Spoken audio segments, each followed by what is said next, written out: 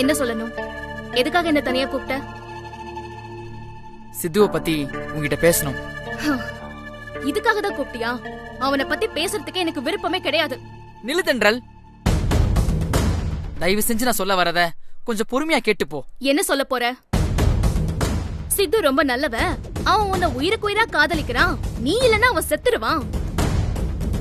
அதனால தயவு செஞ்சு நீ இந்த கல்யாணத்தை கேன்சல் பண்ணிட்டு சித்துவ கல்யாணம் பண்ணிக்கோ அப்படின்னு சொல்ல வர? இல்ல, நீ யார வேணும்னாலும் கல்யாணம் பண்ணிக்கோ, அது உன் விருப்பம். ஆனா தயவு செஞ்சு சித்துவ வெறுக்காத. என்ன அந்த ஃப்ராடுக்கு வக்காலத்தா? ப்ளீஸ் தென்றல், என்ன முழுசா பேச விடு. சித்து உன விரும்பினதை தவிர வேற எந்த தப்பும் பண்ணல. இப்ப கூட உனக்கும் ஆகாஷ்க்கும் இந்த கல்யாணம் நல்லபடியா நடக்கணும்னு தான் ஆசைப்படுறான். இதெல்லாம் நம்புறதுக்கு என்னன்னு முட்டாளு நினைச்சியா? அவன் இங்க வந்ததே இந்த கல்யாணத்தை எப்படியாவது நிறுத்துறதுக்காக தான். சித்துவனை புரிஞ்சுக்கிட்டது அவ்வளவுதான் தென்றல். ஒரு நிமிஷம்.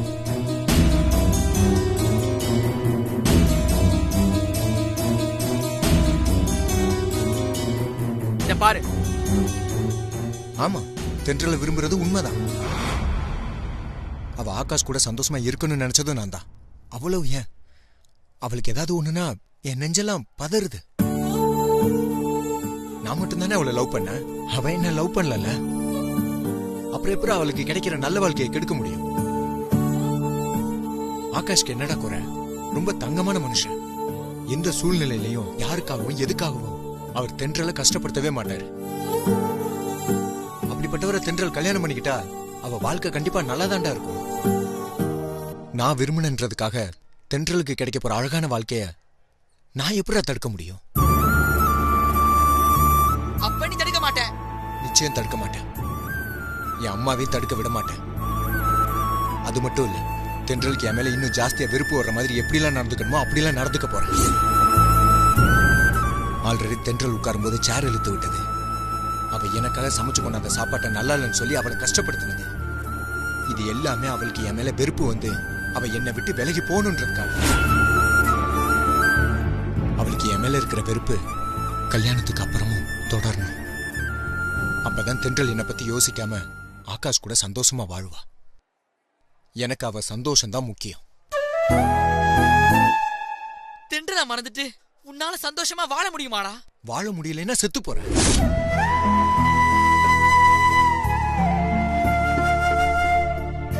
தென்றல் ஆகாஷ கல்யாணம் பண்ணி சந்தோஷமா வாழ்றதுக்காக நான் என் காதலை இழக்க தயாராகி ரொம்ப நாள் ஆச்சு. என் க்ளோஸ் ஃப்ரெண்டுங்கிற முறையில முடிஞ்சா நீ எனக்கு ஒரே ஒரு உதவி பண்ண. தென்றலை என் கூட சேர்த்து வைக்கிற எண்ணத்தை மொத்தமா இதோட குழி தோண்டி புதைச்சிரு. தென்றல் கிட்ட என்னை பத்தி ஏதாவது தப்பு தப்பா சொல்லி அவளுக்கு என் மேல இன்னும் வெறுப்பு வர்ற மாதிரி பண்ண.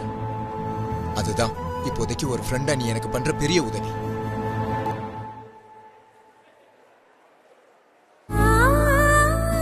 என்ன பாக்குற? இதுவும் உன்னை ஏமாத்துறதுக்காக சித்து பண்ண டிராமா நினைக்கிறியா? அப்படி நீ நினைச்சனா இந்த உலகத்துல உன்னை விட முட்டாள் வேற யாருமே இருக்க முடியாது. என் அம்மா மேல சத்தியமா நான் இந்த வீடியோ எடுத்தது சித்துவுக்கே தெரியாது.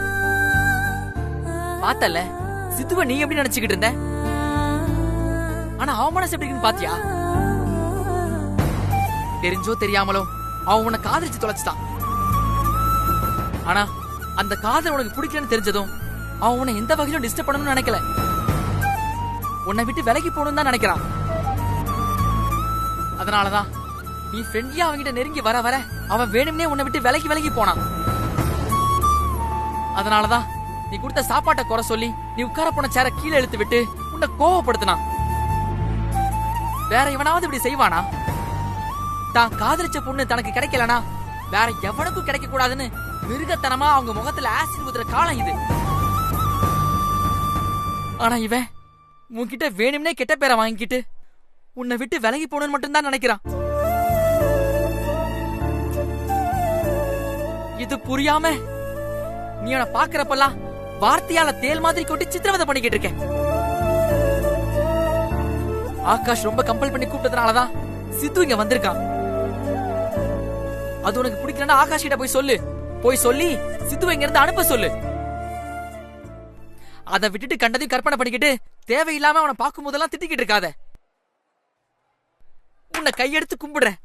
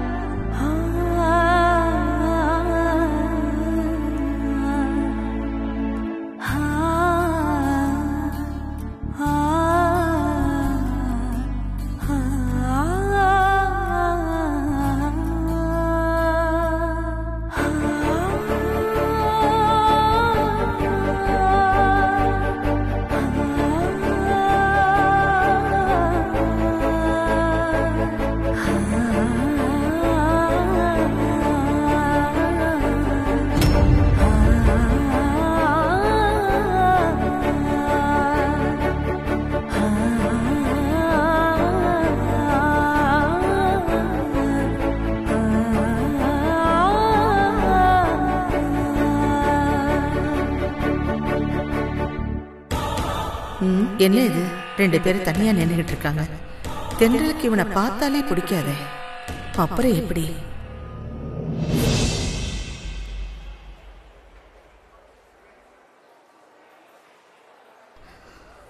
சித்து, சொல்லுங்க தென்றல்.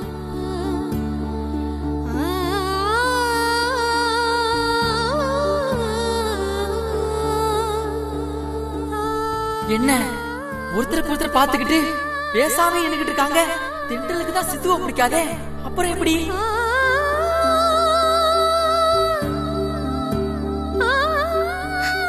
உன்னை பத்தி இப்பதான் என்கிட்ட சிறுத்தை எல்லாத்தையுமே சொன்னான்.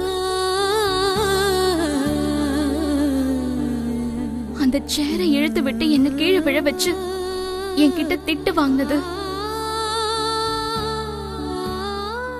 நான் கொடுத்த சாப்பாடு நல்லா இல்லைன்னு சொல்லி என்ன கஷ்டப்படுத்தினது, இதெல்லாம் நீ எதுக்காக செஞ்சன்னு எனக்கு இப்பதான் புரிஞ்சுது.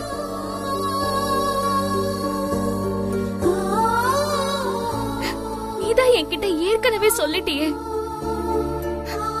எனக்கு உங்க மேல காதல் வந்தது உண்மைதான். ஆனா அந்த காதல் உங்களையோ உங்க வாழ்க்கையோ எந்த வகையிலயும் டிஸ்டர்ப் பண்ணாதுன்னு. இவங்கிட்ட அப்படி என்ன பேசிட்டு இருக்கா? அத நானும் புரிஞ்சுக்கிட்டு தானே உன்கிட்ட திரும்பவும் ஃப்ரெண்ட்லியா பழக ஆரம்பிச்சேன். அப்புறம் எதுக்காக தேவையில்லாம நான் உன்கிட்ட கோவப்படுற மாதிரி உன்னை நீயே தப்பானவனா காட்டிக்கிட்ட.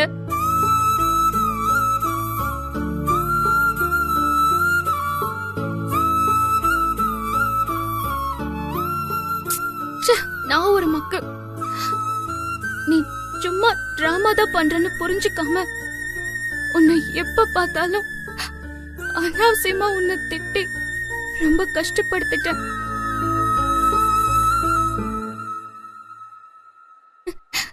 இப்போ உன்னை பத்தின உண்மை தெரிஞ்சதும் எனக்கு எவ்வளவு ஒருத்தலாவே இருக்கு தெரியுமா?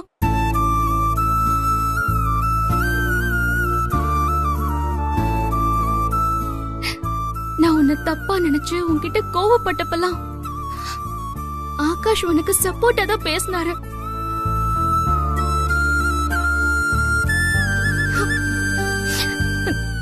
அவர் உன்னை புரிஞ்சுக்கிட்ட அளவுக்கு கூட நான் உன்னை புரிஞ்சுக்காத முட்டாளா இருந்துட்டேன் பாரு.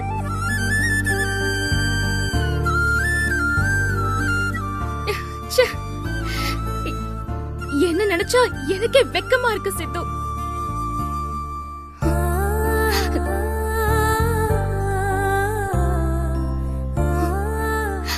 நல்ல வேளை இப்பவாது உன்னை பத்தி தெரிஞ்சுக்கிட்டேனே.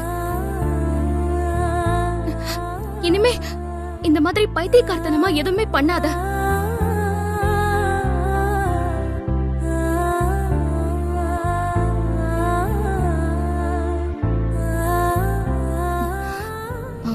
தெரிஞ்சோ தெரியாமலோ உனக்கு என் மேல காதல் வந்துருச்சு. அதான் அது தப்புன்னு ஆல்ரெடி புரிஞ்சுக்கிட்டல, அப்புறம் என்ன? அந்த ஒரு விஷயத்தினால நம்ம ஃப்ரெண்ட்ஷிப்பே தப்பாயிடுமா? என்ன கேட்காமலேயே என்னோட எத்தனையோ கஷ்டத்தை நீ ஷேர் பண்ணிருக்க, எவ்வளவோ பிரச்சனைய எனக்காக நீ சால்வ் பண்ணிருக்க. உன்னை நான் தப்பா புரிஞ்சுக்கிட்டு அப்பப்ப உன்னை திட்டும் போது கூட என் மனசுல உன்னை பத்தி ஏதோ ஒரு இடத்துல நல்ல விதமா தான் நான் யோசிச்சிருக்கேன்.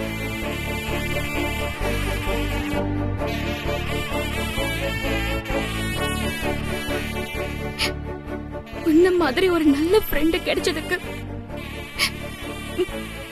போன ஜென்மத்துல நான் புண்ணியம் பண்ணிருக்கணும் சித்து.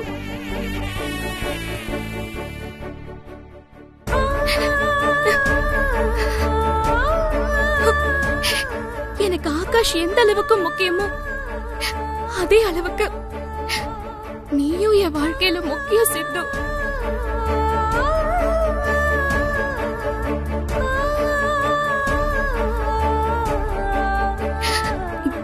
என்னோட பெஸ்ட் ஃப்ரெண்டா என்னைக்கும் நீ என் கூடவே இருக்கணும்.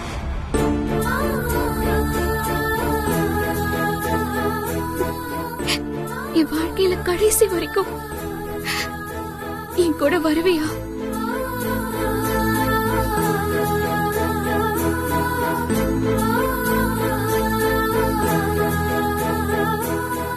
சொல்லு சித்து, வருவியா?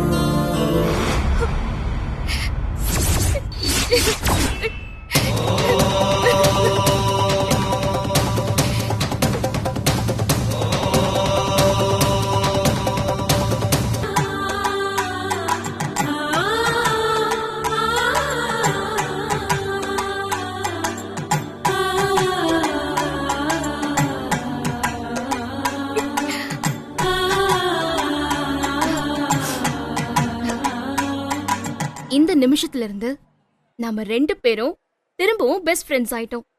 ஓகேவா?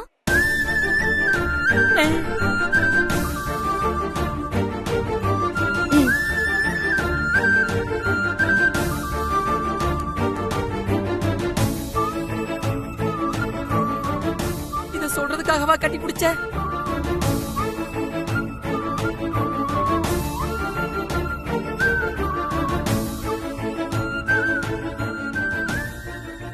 என் மேல உனக்கு வந்த காதல்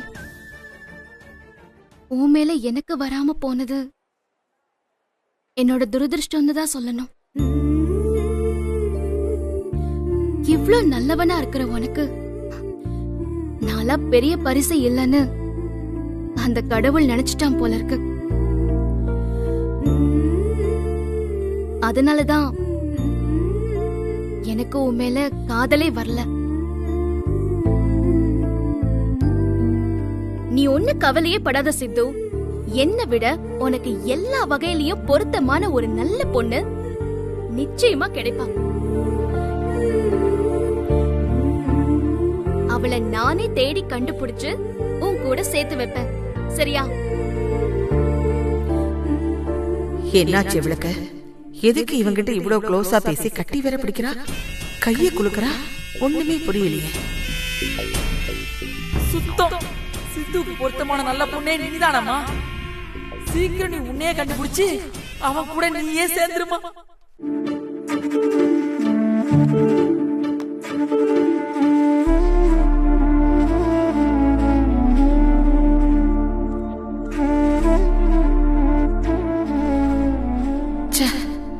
நாம எவ்வளவு கஷ்டப்பட்டு இவங்க 2 பேரையும் பிரிச்சு வச்சோம். ஆனா இவங்க திரும்ப ஒண்ணு சேர்ந்துட்டாங்களே. எப்படி சேர்ந்தாங்க, எதனால சேர்ந்தாங்க, ஒண்ணுமே புரியலையே. ஒரு பக்கம் அந்த சாரதா இந்த கல்யாணத்தை எப்படியே நிறுத்திடுவேன்னு சவால் விட்டுக்கிட்டு தெரியுறா.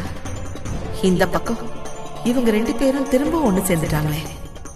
காலையில என்ன நடக்க போகுதோ, ஒரே பதட்டமா இருக்கேன்.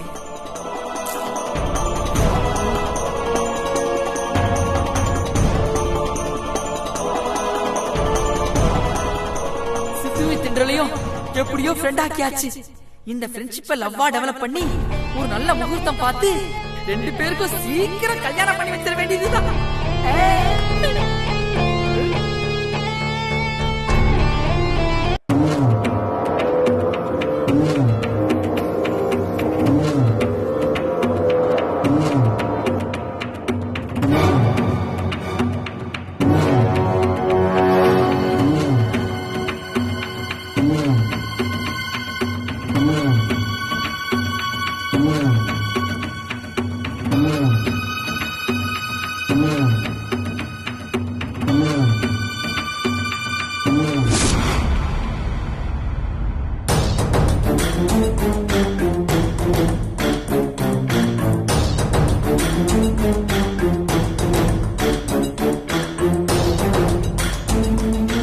தென்றல், உன்கிட்ட கொஞ்சம் பேசணும். என் கல்யாணத்தை நிறுத்துறேன் அப்படின்னு சொன்னா தயவு செஞ்சு பேச வேண்டாம்.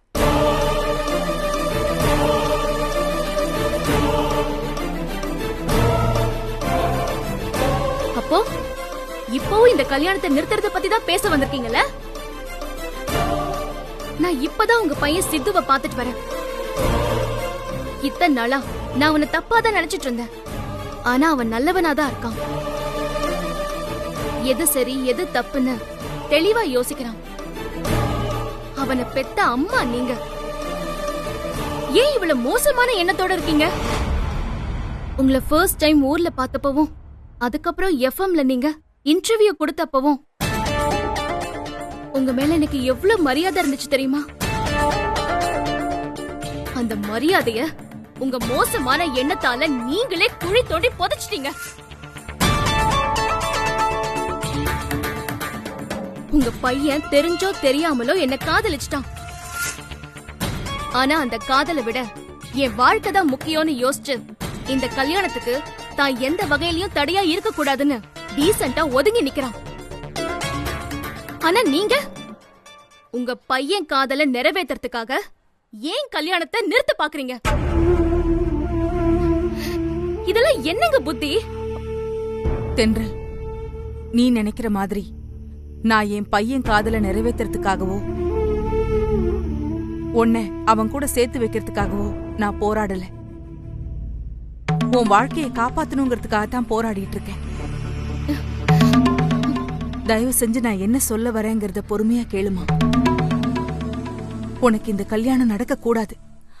அப்படி இந்த கல்யாணம் நடந்துச்சுன்னா உன் வாழ்க்கையே போதும். நீங்க கடைசி வரைக்கும் திருந்தவே மாட்டீங்கல்ல?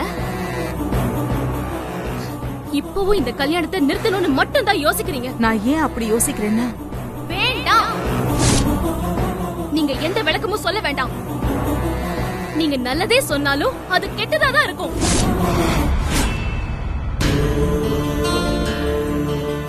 உங்கள மாதிரி மோசமான மனுஷங்களோட கை நல்லது சொல்லும், கால் கெட்டது சொல்லும்ல பிரிச்சு பிரிச்சு பார்க்க முடியாது. ஏன்னா நீங்க எல்லாம் மொத்தமாவே தப்பாதான் இருப்பீங்க. தென்றல், நான் சொல்றத தயவு செஞ்சு வேண்டாம். எல்லாம் மனுஷியாவே மதிக்கவே கூடாது.